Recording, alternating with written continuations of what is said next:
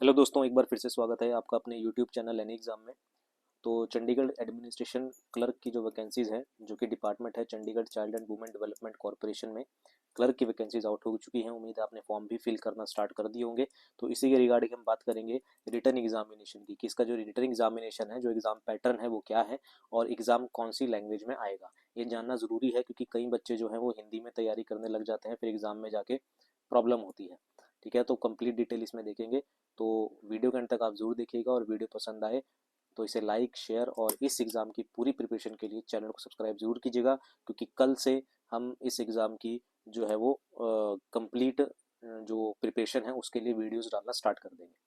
तो अभी के लिए हम बात करते हैं रिटन एग्ज़ाम और एग्ज़ाम लैंग्वेज की। तो सबसे पहले हम ऑफिशियल वेबसाइट पर जाते हैं। ये ऑफिशियल वेबसाइट है, यहाँ से आप लॉगिन करके आप अप्लाई कर सकते हैं। यहाँ से हम अगर हम पब्लिक नोटिस पर क्लिक करते हैं तो पब्लिक नोटिस में यहाँ पर आपके पास ऑफिशियल नोटिफिकेशन आउट हो जाती है, और यहाँ पर आपके पास दे रखा है डिटेल ऑफ रिटर्न एग्जामिनेशन। ये बहुत ध्यान से पढ़ने वाली चीज़ है।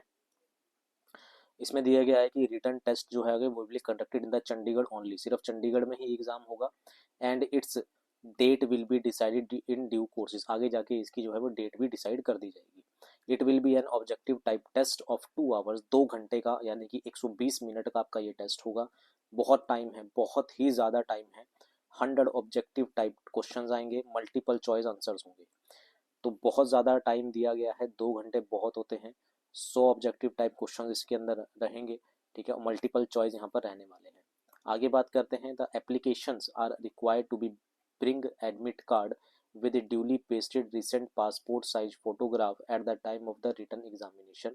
Login in with your registration number and password to download your admit card. Intimation about when to download the admit card will be posted on the website. जब भी आपके एडमिट कार्ड आएंगे आपको वेबसाइट पर बता दिया जाएगा। ये बात है। अब स्कीम क्या रहने वाली है एग्जामिनेशन की, तो सबसे पहले बात करें तो इंग्लिश लैंग्वेज जो है वो 20 मार्क्स की आने वाली है। इंग्लिश में अगर हम बात करते हैं तो आपका सिनोनियम एंटोनियम हो गया आपके पास। सिनोनियम एंटोनियम बहुत इंपॉर्टेंट है, मैं आपको फिर बता रहा हूँ। सिनोनियम एंटोनियम बहुत ज़्यादा इंपॉर्टेंट है। ठीक है, आपके पास वन वर्ड जहाँ पर आप स्कोर कर सकते हो, मैं वो चीज़ें बता रहा हूँ। वन वर्ड हो गया आपका, ईडीएम एंड फ्रेज हो गया। ठीक है ना, यहाँ पर आप स्कोर कर सकते हो। फिल इन द ब्लैंक्स जो होते हैं यहाँ पर आप उसको स्कोर कर सकते हो, फिल इन द ब्लैंक्स में। मे भी शायद इसके अंदर डायरेक्ट इनडायरेक्ट भी पूछे जाएं तो वहां पर भी आप स्कोर कर सकते हो। और साथ ही साथ ग्रामर तो आपके पास है ही है, जहाँ पर आपको एरर वगैरह ढूंढने होते हैं। तो ये कुछ चीजें हैं, जैसे synonym antonym, one word, fill in the blanks हो गया आपके पास, ईडियम एंड फ्रेजेस हो गया, डायरेक्ट इनडायरेक्ट हो गया, एक्टिव पैसिव वॉइस हो गया। तो इन चीजों में आप स्कोर कर सकते हो। तो इंग्लिश ठीक है, टफ नहीं है, लेकिन प्रिपरेशन आपको इसकी करनी पड़ेगी। तो इंग्लिश आपके पास आएगी 20 मार्क्स की। जर्नल अवेयरनेस, मैं जर्नल अवेयरनेस की अगर बात करते हैं तो जर्नल अवेयरनेस आप जितना मर्जी इसमें पढ़ लो उतना कम रहता है। लेकिन कुछ पर्टिकुलर सब्जेक्ट्स होते हैं, जैसे आप इसमें मॉडर्न हिस्ट्री पढ़ सकते हो। ठीक है ना, अवेयरनेस की बात है, ध्यान रखिएगा। अवेयर कितने आप अवेयर हो, तो अवेयरनेस में आपके पास मॉडर्न हिस्ट्री वगैरह भी आ जाती है। मॉडर्न हिस्ट्री है, आप पॉलिटी से क्वेश्चन को जो है वो पढ़ सकते हो। पॉलिटी हो गया आपके पास। करंट अफेयर बहुत इंपॉर्टेंट रहने वाला है यहाँ पर। जर्नल अवेयरनेस में आप ध्यान रखेंगे, करंट अफेयर आपका मेजर रोल प्ले करेगा इस इस पोर्शन को क्लियर करने के लिए। तो modern history, polity, current affair, साथ ही साथ थोड़ा बहुत जो स्टैटिक जीके होती है, वहाँ से यहाँ ये भी आपका बहुत इंपॉर्टेंट रोल प्ले करेगा, स्टैटिक जीके। तो ये सारी प्रिपरेशन मैं आपको करवाऊंगा। Mental aptitude and reasoning easy है, ज़्यादा मुश्किल नहीं होती है। आराम से आप कर सकते हो, कोई भी आप एक बुक उठा के रीजनिंग की तैयारी यहाँ पर कर सकते हो। अर्थमेटिक आपके पास आएगा 20 मार्क्स का। अर्थमेटिक में एडवांस नहीं है, लेकिन आप ये ध्यान से लेके चलिएगा कि अर्थमेटिक में जैसे प्रॉफिट एंड लॉस हो गया, आपके पास एवरेज हो गया, आपके पास परसेंटेज हो गया, आपके पास रेशो हो गया, ये कुछ चैप्टर हैं जो इंपॉर्टेंट होते हैं। आपके पास टाइम स्पीड एंड डिस्टेंस हो गया, आपके पास टाइम स्पीड एंड डिस्टेंस में ट्रेन वाले क्वेश्चंस भी होते हैं, वो हो गए। और साथ ही साथ अगर एडवांस मैथ में थोड़ा सा पोर्शन लेके चले तो एडवांस मैथ में आपके पास जो मेंसुरेशन होता है, मेंसुरेशन में भी कौन सा 2D जो होता है वो यहाँ पर इंपॉर्टेंट हो जाता है। तो profit and loss, average, percentage, ratio, time speed and distance हो गया। और कौन सा है आपके पास, सिंप्लीफिकेशन आप यहाँ पर लेके चल सकते हो, क्योंकि सिंप्लीफिकेशन थोड़े लेंदी क्वेश्चन यहाँ पर पूछे जाते हैं। सिंप्लीफिकेशन हो गया। और साथ ही साथ आप इसमें लेके चल सकते हो और कौन से चैप्टर होते हैं, आप पार्टनरशिप लेके चल सकते हो। पार्टनरशिप से भी क्वेश्चन काफ़ी ज़्यादा पूछे जाते हैं, पार्टनरशिप हो गया। तो ये कुछ इंपॉर्टेंट चैप्टर्स हैं। ठीक है, साथ ही साथ आपका बोट एंड स्ट्रीम जो होता है वो वैसे टाइम स्पीड एंड डिस्टेंस में ही आ जाता है, लेकिन आप इसे अलग से लेके चल सकते हो। Boat and stream, mixture allegation हो गया। ठीक है ना, तो ये चैप्टर्स होते हैं जो मेन होते हैं। यहीं से क्वेश्चन पूछे जाते हैं। इन कई जगह क्या होता है, 2 चैप्टर को मिला के एक क्वेश्चन दे देगा, तो ऐसे चलता है। तो अर्थमेटिक और एडवांस मैथ अगर आप प्रिपेयर कर रहे हैं तो सिर्फ 2D प्रिपेयर करिएगा, 3D की जरूरत आपको है नहीं। तो अर्थमेटिक 10th स्टैंडर्ड, क्योंकि 10th स्टैंडर्ड में 2D है, 10th स्टैंडर्ड तक अगर आपकी मैं बात करूँ, अर्थमेटिक में 10th स्टैंडर्ड तक मेंसुरेशन का 2D आता है, इसलिए मैं आपको बोल रहा हूँ कि मेंसुरेशन 2D आपको करना पड़ेगा। कंप्यूटर प्रोफिशिएंसी बहुत इंपॉर्टेंट सब्जेक्ट है। मार्क्स आपका जो है स्कोर बढ़ाने के लिए बहुत इंपॉर्टेंट चीज़ है, क्योंकि हम इसे इग्नोर मारते हैं कि कंप्यूटर प्रोफिशिएंसी से कर लेंगे, बाद में कर लेंगे, एग्जाम के टाइम पर 20 दिन पहले कंप्यूटर पढ़ लेंगे, ऐसा नहीं है। ठीक है, तो कंप्यूटर की प्रॉपर प्रिपरेशन आपको करनी पड़ेगी। तो कंप्यूटर प्रोफिशिएंसी से 20 को मार्क्स आएंगे। देखिए, आप इंग्लिश भी कर लेंगे, आप मेंटल एबिलिटी रीजनिंग भी कर लेंगे, मैथ भी कर लेंगे, हर कोई कर लेता है। ठीक है ना। मार बच्चा कहाँ खाता है, एक तो जर्नल अवेयरनेस में और कंप्यूटर में। कंप्यूटर को हम इग्नोर करते हैं, अंडर एस्टिमेट करते हैं, लेकिन इसे अंडर एस्टिमेट नहीं करना, बहुत इंपॉर्टेंट है ये कंप्यूटर। कंप्यूटर अगर आपने कर लिया तो ये मान लीजिए आपके पास 20 में से 18 मार्क्स तो कहीं नहीं गए। जर्नल अवेयरनेस में आप कोई श्योर नहीं होता कितनी करंट अफेयर पढ़ लेगा बच्चा, कितनी स्ट्रैटेजी के पढ़ लेगा, कितनी मॉडर्न हिस्ट्री पॉलिटी पढ़ लेगा। तो इसलिए मैं इसको थोड़ा सा इग्नोर मारता हूँ, क्योंकि इसमें क्वेश्चन आया तो ठीक है, नहीं आया तो भी ठीक है।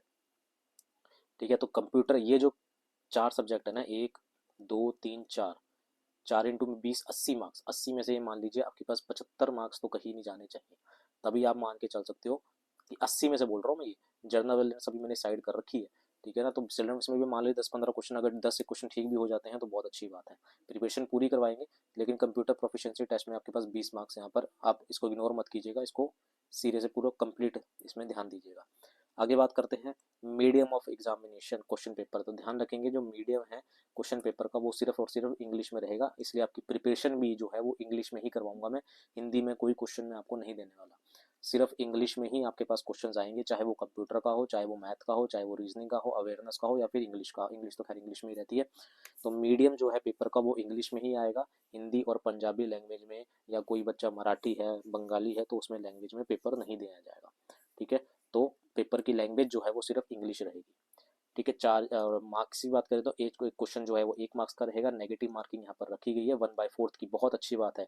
जिस पेपर में नेगेटिव मार्किंग है ना, वो बहुत अच्छी बात होती है, क्योंकि नेगेटिव मार्किंग से होता क्या है कि जो मतलब जो पढ़ने वाले बच्चे नहीं हैं, जो पढ़ते नहीं हैं, वो ऑटोमेटिकली यहाँ से डायरेक्टली आउट हो जाते हैं, क्योंकि तुक्के मारेंगे, तुक्के मार के मार्क्स कटेंगे और ऑटोमेटिकली वो बाहर हो जाएंगे। तो 1/4 की नेगेटिव मार्किंग है, यानी कि एक क्वेश्चन गलत होने पर 0.25 मार्क्स आपका एक्स्ट्रा जो है वो कट होगा। तो नेगेटिव मार्किंग यहाँ पर रखी गई है। एक्स्ट्रा कहने का मतलब है कि 1 मार्क्स तो कटेगा कटेगा, साथ ही साथ आपका 0.25 एक्स्ट्रा और कटेगा। तो ये होती है नेगेटिव मार्किंग।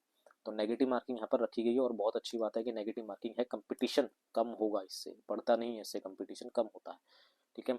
मिनिमम और एग्रीगेट क्वालिफाइंग मार्क्स की अगर बात करते हैं तो 40 मार्क्स का आपके पास क्या रहेगा, 40 मार्क्स आपको जर्नल कैटेगरी वाले को चाहिए पास होने के लिए, 100 में से कम 40 मार्क्स चाहिए, और अदर कैटेगरी को 35 मार्क्स यहाँ पर चाहिए। क्वेश्चन पेपर की आंसर की है वो मैंने आपको बता दिया कि अगले दिन या उसी दिन अपलोड हो जाती है।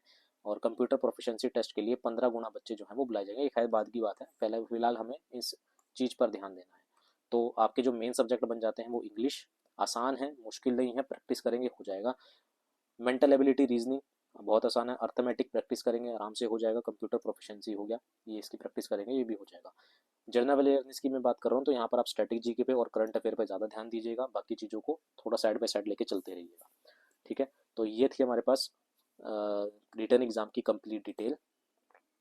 ठीक है, किसी का कोई डाउट हो तो कमेंट कर सकता है। देखिए जो जिन चीज़ों का जवाब मेरे को नहीं पता है, जैसे कुछ बच्चे पूछ रहे हैं कि सर वैकेंसीज आगे जो है एडमिनिस्ट्रेशन कलर में आएंगी, 593 वैकेंसीज आएंगी या नहीं आएंगी। देखिए, प्रोसेस चल रही है, टाइम लगता है, गवर्नमेंट का काम है। अभी कुछ कॉन्ट्रैक्ट बेसिस पे हैं, उनका फैसला होगा, कुछ जो है आउटसोर्सिंग से जो लगे हुए हैं उनका फैसला होगा, उसके बाद इस पर डिसाइड होगा।